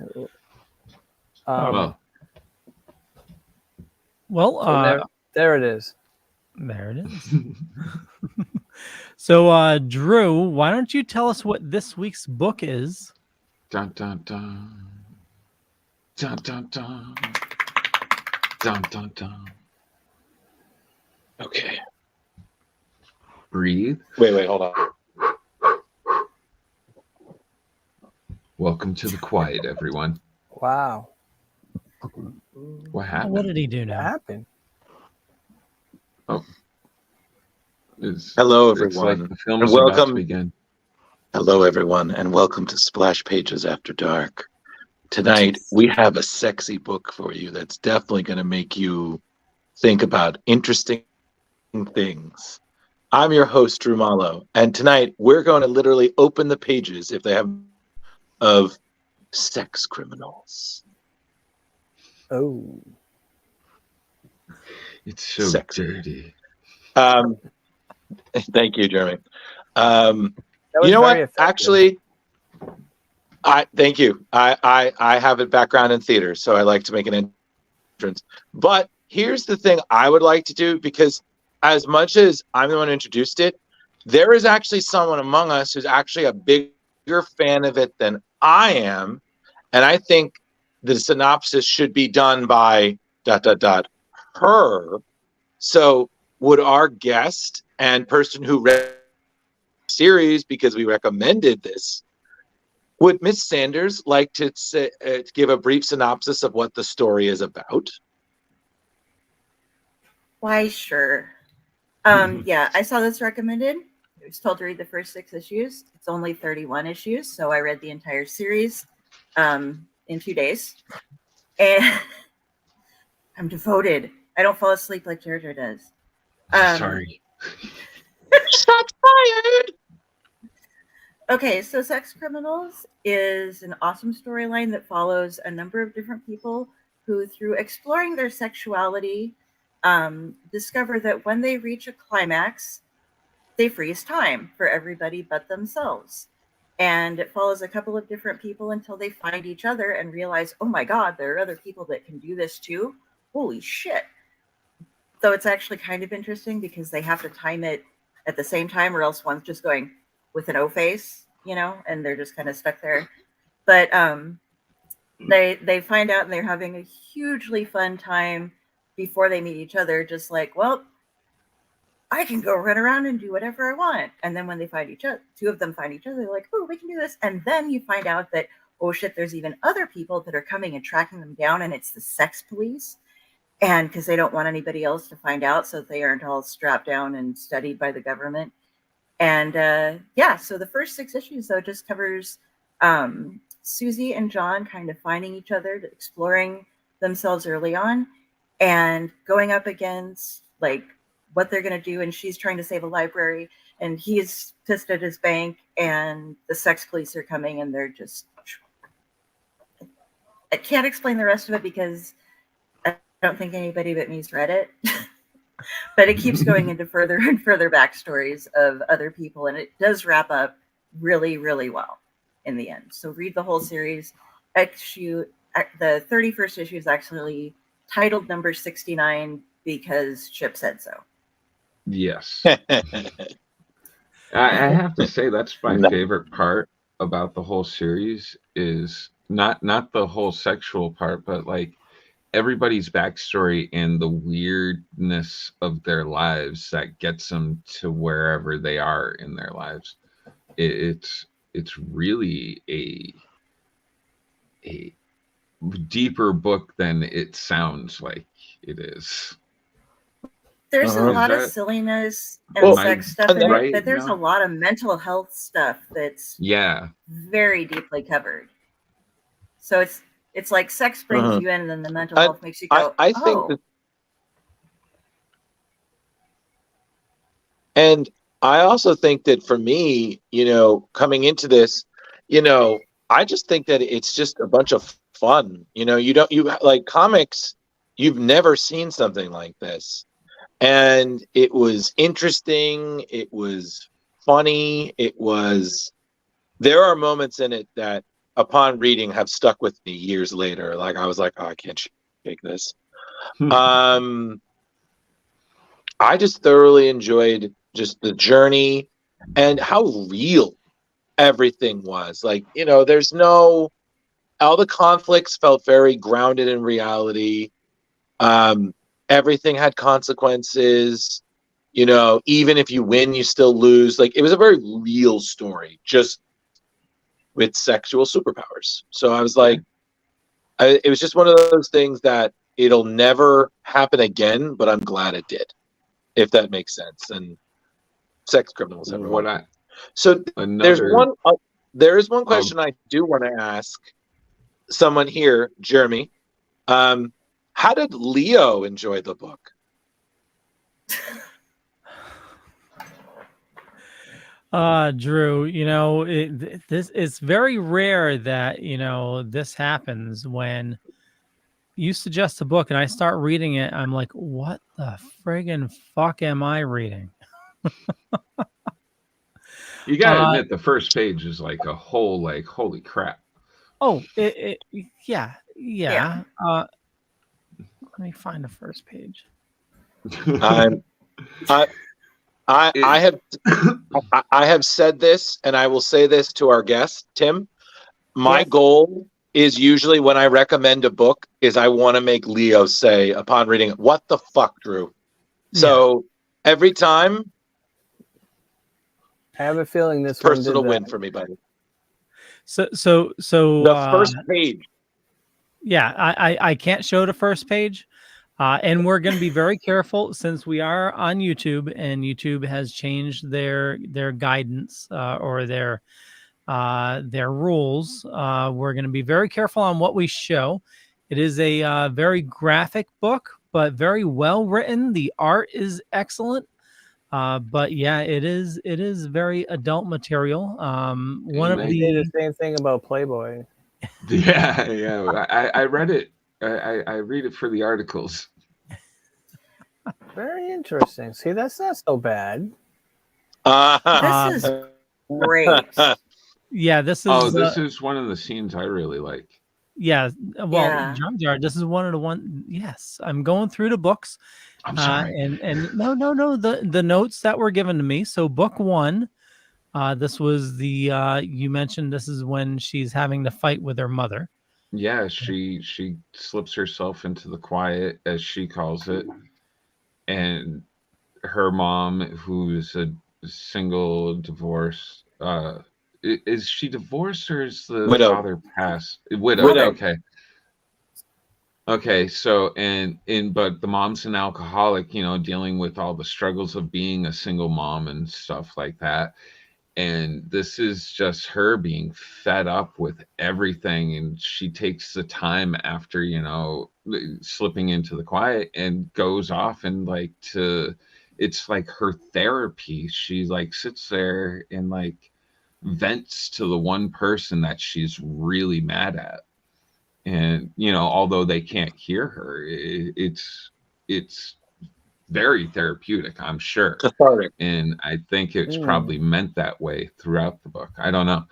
It grabbed me when I saw what was going on. Leo, I will say this, and Carrie, I know you know exactly what I'm talking about here. I know we can't show it, but the scene in the bathroom stall where she's getting a first grade education about techniques has stuck with me ever since I read it because it's just one of those things that once you read you can't unsee, and now I'm glad I could share it with you. I like the timer too. Since it's stick figures, we'll show it quickly. But yeah, it's pretty. All right, so no more. All right, so no more. Yeah. Okay. Yeah. Now I know. Hold on. That just shows that I've done it all wrong. Yeah. That's it. Well, that was. Did you guys read the questions? Just email me that page, please. Read what? You're welcome. Did you guys read the Letter Daddy questions at the end of the? Oh comments? yeah, actually, one of my things that I really liked was from the questions. Like one of the doctor in the very beginning gets named because of the letters. At the end of the story, somebody who screws up either their name in the beginning or at the end of their letter writes in and is like, I'd really love to be a character in your story, blah, blah, blah. And he signs his name, but he signs it either right or wrong. And they get confused and they're like, well, from now on, the doctor's name is I forget, Dr. Ranan, and he died in a horrible gynecological accident that is completely unrelated to the story. So it's pretty funny. The letters themselves. Yeah, if you keep reading till the end, some of them. That's the thing about the letters too. It's like some of them are just people being fuck offs, and some of them are like, "Oh my god, I've been going through this kind of stuff," or "This was exactly what my childhood was like. There was nobody to talk to about this. High schools didn't give me any material. Nothing prepared me for this, and God, I wish I could have had something like this to look into." It's just really cool. I remember this as a kid, getting jumped. Dressed as Kit? Oh, but the No, not as Kiss, mind you. Okay. I was never a fan of Kiss. Although as soon as they said which member they were missing, I knew who they were talking about. Oh my God, that killed me. Because again, you would know if you know Kiss. He's like, without our Catman in my mind. I'm just like, what was that? Yeah. Oh no, nothing. I was just like, John, you're a petty bitch, but I would love it. Yes, thank you, Steve. It was epic. But we will never show that again. So if you missed it, freeze frame it next time, bitches. It's gone forever. That's called slow pages. When you're, but no, the first issue really set everything up nicely. I couldn't believe that. Wait a second. What is that? This fat bottom girls. Okay. I'm sorry. So this was one of my recommendations. When we were talking about things we can show from the book, I loved this.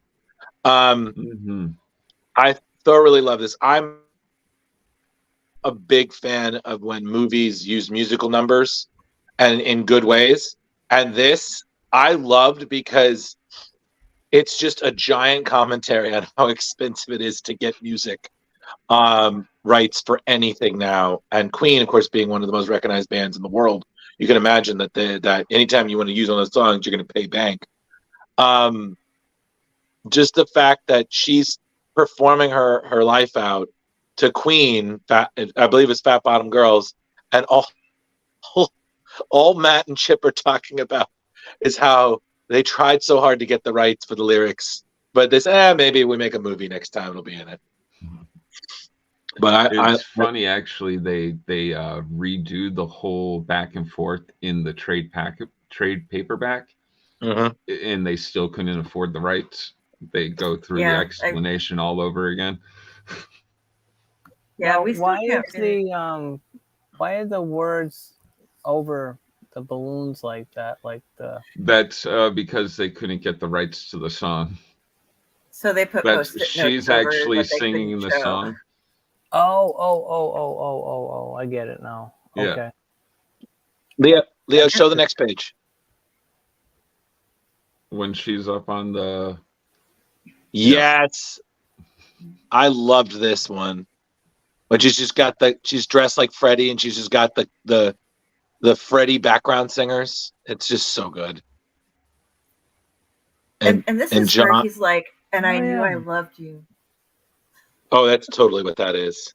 Oh, yeah. I mean, Homegirl performed Fat Bottom Girls. Like, come on. That's genius. That's fantastic.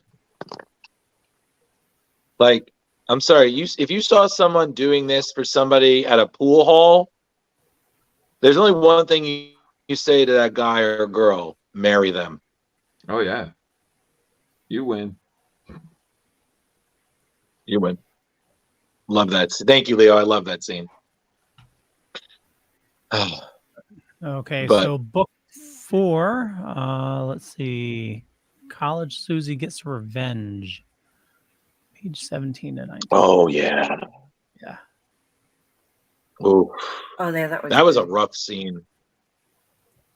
Oh, yeah. Okay. Well, talk about it, Drew. Yeah, Drew, this one's you. Well, no, I just love this scene because they're going over on did you ever use your power for selfish reasons? And she remembers this time that her best friend Rach was basically dating a guy, and it's somewhat implied that he was, let's say, a little too forceful during intimacy. The word that rhymes with, most likely probably the word that rhymes with grape. But nothing happened because, they tried to complain about it. He has rich pockets. Nobody believed them. The cops didn't and whatnot. And Susie gets mad because while her friend is clearly emotionally and psychologically traumatized and I think like drops out of school, this guy's life goes on and she doesn't think it's fair. So she uses her power to get revenge. And I just thought it was it was just a really real moment. Although the next page, I was like, man, I don't remember getting drugs high in doing the that. quiet. It's not cool. Oh, Yeah. When you're high in the quiet, I'm like, I don't know, man. Yeah, Jeremy be like, laced, oh, yo. man. Yeah, seriously. But I just thought like this was a really clever use of the quiet to get some justice. And yeah, I mean, in the end, it wasn't, him nailed to the fucking wall, but it was something. And sometimes that's good enough, But again, it's just great storytelling. Just simple, straightforward, doesn't really hurt the story, proves a point. It's just good it's just good storytelling on writer Matt Fraction's end. And then of course the visuals by Chip Zdarsky are just brilliant. So yeah, that's fine. That's my 2 cents on that scene. So I don't know if anyone wants to chime in about that. I like the social commentary throughout the entire book, so it's fantastic. I've always thought of comic books as being like very social forward, taking on social issues and stuff like that. Let me ask Carrie, being a female fan going into this, have no idea about the series, what were your thoughts about the series? Now, especially you liked it so much, you read all of it, which is something that even I haven't done. I almost kept going, I have to say. 6 was a real filler too. It was like 6 doesn't. 7 helps you like center yourself afterwards. I should have went through, but go ahead. Oh no, I thought at first it was like reading the first page or so. I was like, well, this like Leo, what the fuck is this? Is this going to be ridiculous? And it is, but in a really good way. I really like the storytelling side of things, and I love like how she finds things out. Like a lot of the letter writers were saying, like she's around, she doesn't know anything about sex, and people are just like, oh, the slutty girls, she tries to approach them and say, what's that thing that happens when everything stops? And they're like, what? Never mind. Yeah. And starts approaching her mother, and she's like, oh, good, you're a whore. She's like, okay, never mind. Oh my God, wait. And so she has all this. Yeah, no, Kara, go. Sorry. Oh, but she just feels all this stigmatism, all this just negativity on her, and but she uses the quiet to relieve all that by giving herself her time away. Like Jar Jar was saying, it's like her therapy. We going in and watching John and not having ever been a teenage boy, I don't know how all the porn stuff works. And because he was just like, I didn't get what sex was about. Everybody else wanted to have sex. I thought it was just something people did. So I never had tried it. And when he finally has his little sexual awakening thing and everything happens, it's like, once again, it's like, does this happen to everybody else? Oh, it doesn't. And then he just goes nuts. And they showed a very good guy's point of view of how we found porn back then. Like it was in the woods on TV, squiggly lines, like your dad's private stash.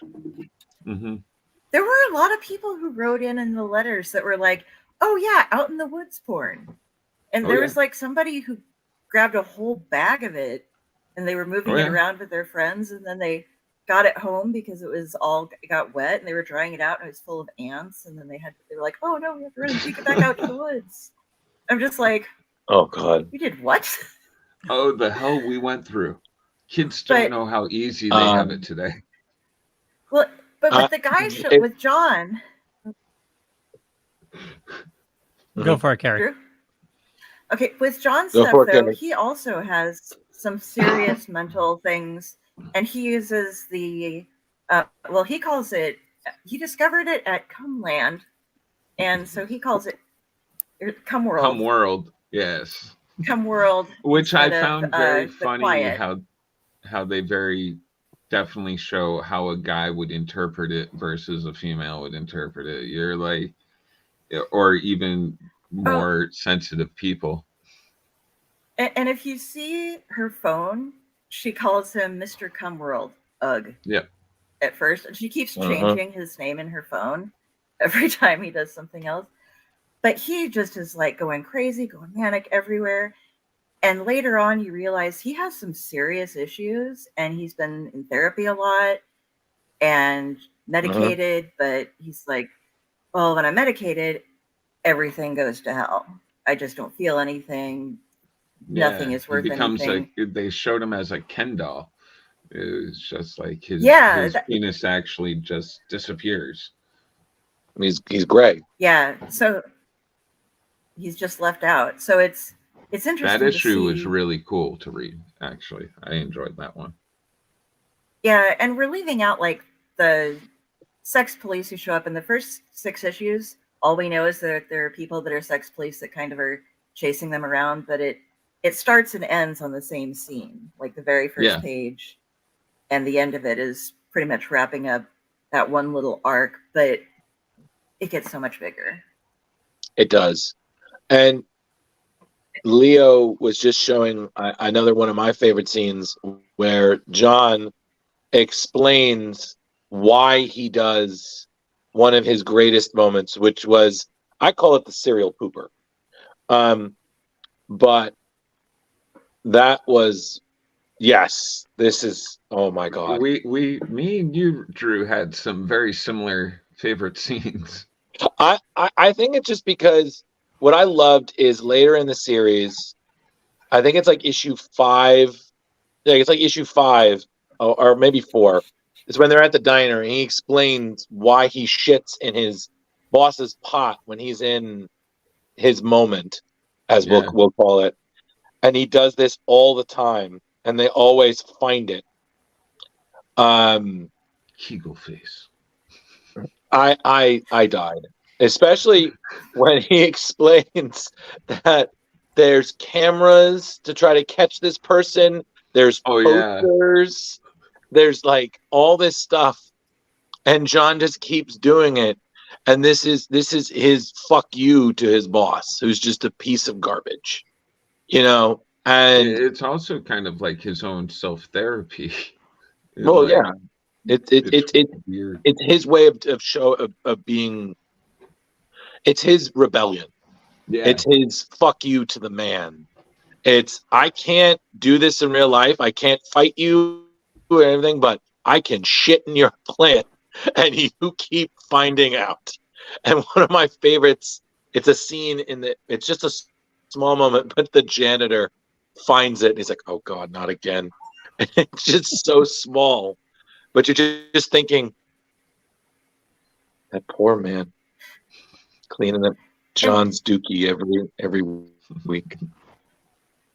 I was just thinking of something that I kind of noticed with in the first issue when they first hook up, you know, they're like, they've never met anybody else like this. They can go into the quieter Cumworld together, and they're just going at it rampantly, but spending all this time with someone else who understands, and it finally reaches like she has to go to work the next day. Yeah. And he's working for the bank that is shutting down her library, which is also the place that her dad used to work. And you were saying she was a widow because somebody lost a bunch of money and killed her dad. Yeah. Like at that bank, he went flying out of the window after being shot. I wish my memory was better. Right. But It's they just- eventually start, that first they can't get away from each other. And then after in the whole thing, they've like, okay, they take a break and I wonder if he's going to call me back. I wonder if he's going to call me back. Oh, he did. And they start getting to know each other and they start spending more time together. They move in and then the honeymoon breaks. But they can't really get away from each other. But it's before they didn't want to separate. And this now time they're they like, both have this we're secret. codependent, but I don't know what to do. And because it's different than a regular relationship because you have this like superpower involved in your sex life.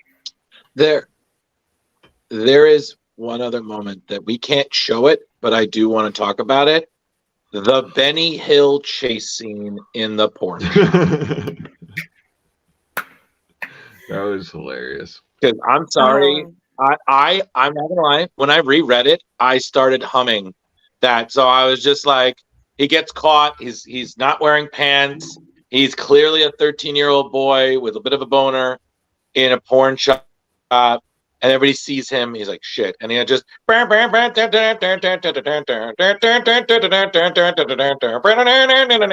you're just seeing it as it happens. You're just like, what is this? What? It's just one of those moments where I feel like I could just imagine Leo just thinking, Drew, I'm never letting you choose a book again. They did it with like the little arrow things that they used to use in the family circus too, and it'd be like, Billy, go grab this, and he runs around the whole neighborhood and comes back. But whenever they have John running and stuff, they use those little arrows and dot. So yeah, they have some really good homages to a lot of things, and I don't know if that's a Chip thing or a Matt thing, but it's just all part of the really wonderful world they created. And to complement that, I did love when they were in the quiet and they moved things around in the porn shop. Yeah. And they just rearrange everything, and then, all right, cool, we're gonna snap it back now, and then it's just total chaos.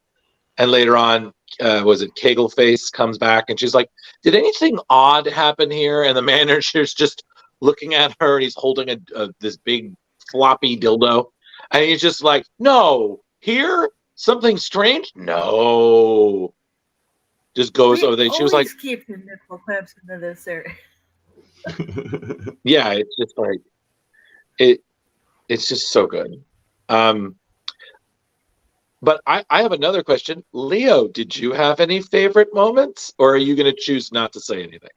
I'm going to choose not to say anything, but I'm going to ask Tim, not reading the book and hearing the stories from our awesome co-hosts here.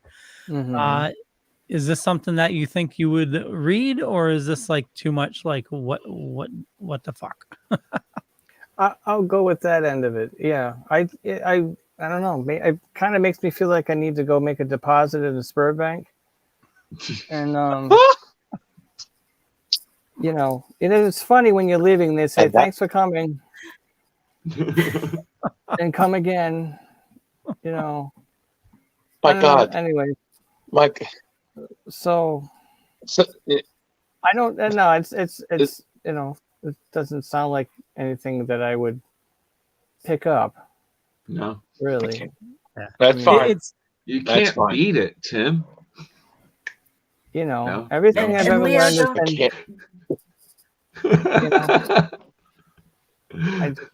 I don't get when it. you're hammering away at home, I never all was by good. yourself. I'm not good at carpentry. Hold on. All right, Leo, and the show. Cue the Who. All right, we're done.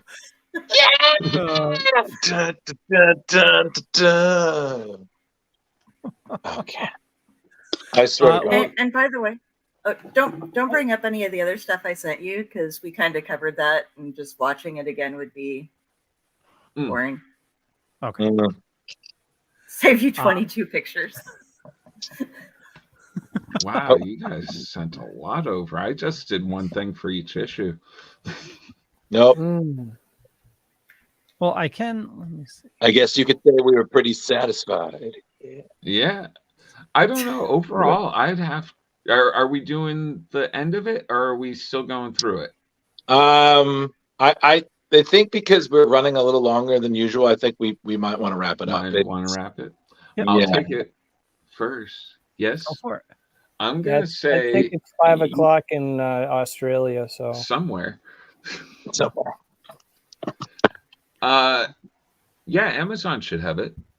Yeah, Tom, it's a highly rated book, and it shows up on a lot of suggested reading lists. So Matt Fraction and Chip Zdarsky, it's awesome team together. So yeah, I mean it's definitely a decent book, but it's very very odd. It's not everyone's taste. No. maybe they'll put out a second edition and it'll have like scratch and sniff paper. Oh man, Tim. Trust me, they've already put out a hardcover and someone already made the joke. Sponsored by Goop. I'm sorry. God damn, Leo. Wow. Thanks, sex criminals. Always leaving your customers smile and satisfied. This is the best first episode to be on ever. Yay.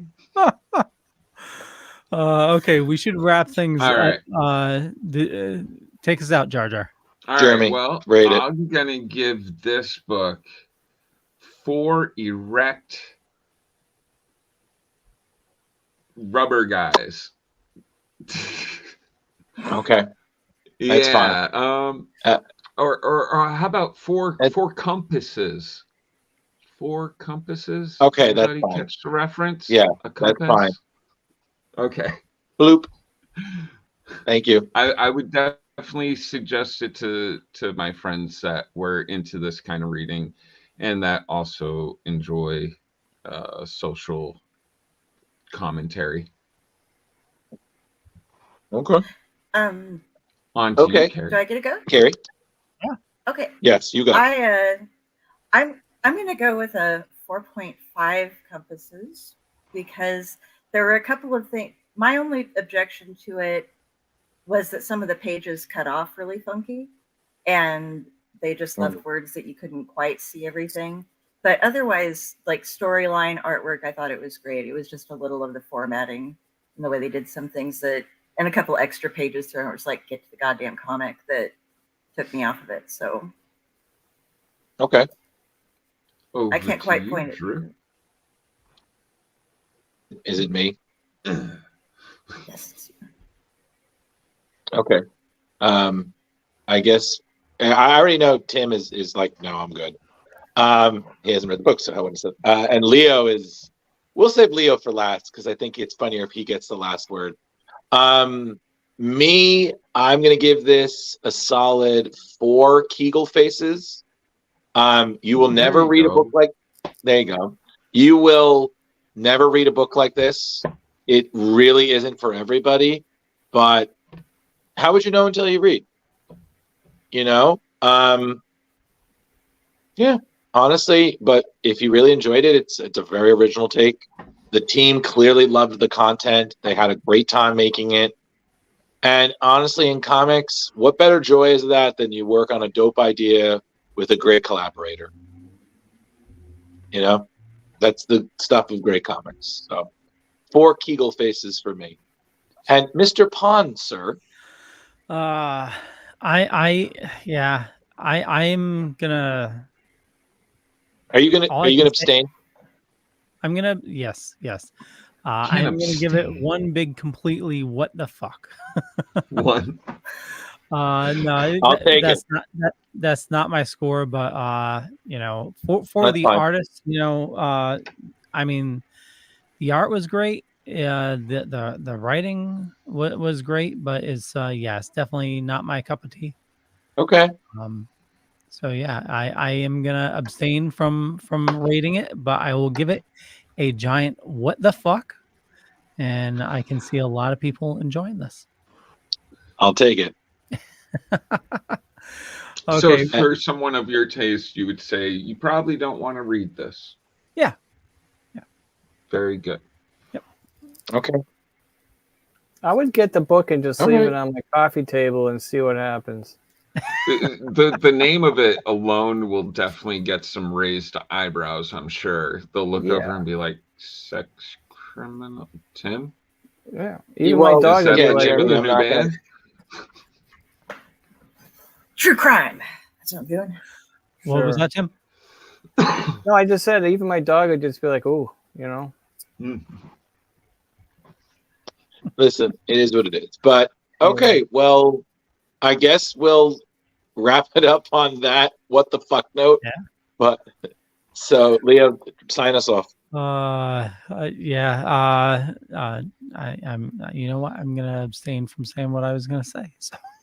No, say You're it. abstaining way too much. We'll never mind. I'm not gonna say it.